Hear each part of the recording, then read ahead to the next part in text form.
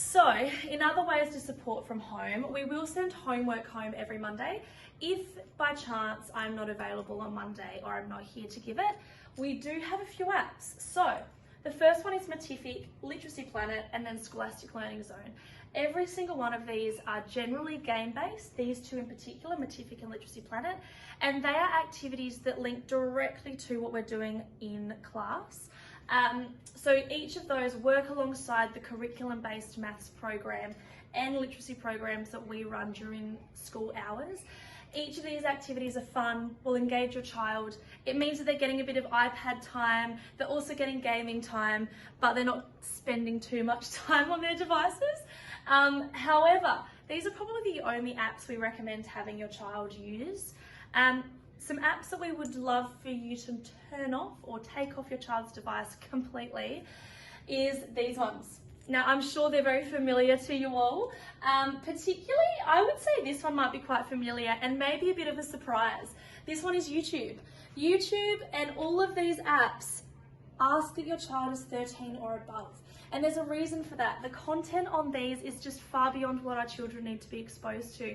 It's their eyes, minds and hearts that we are trying to protect here. And by helping us at home, avoiding your child seeing these things is fantastic.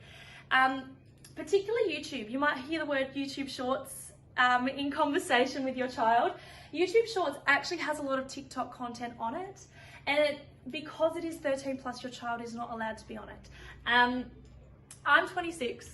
So I use these apps, and I can say even someone who is technologically savvy, who is the age to have these apps, I still have to navigate these and be wise with how I use them, how they suck up time, how they have stuff that I don't even need to see on them. So it's really important that our children are protected from that at home, just like we protect them from that here at school.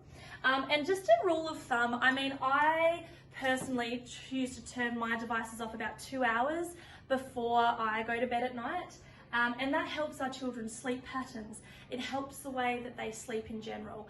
And it just means that that's going to help us from home. If your child is getting a healthy amount of sleep and having healthy sleep, that's going to help us in the classroom.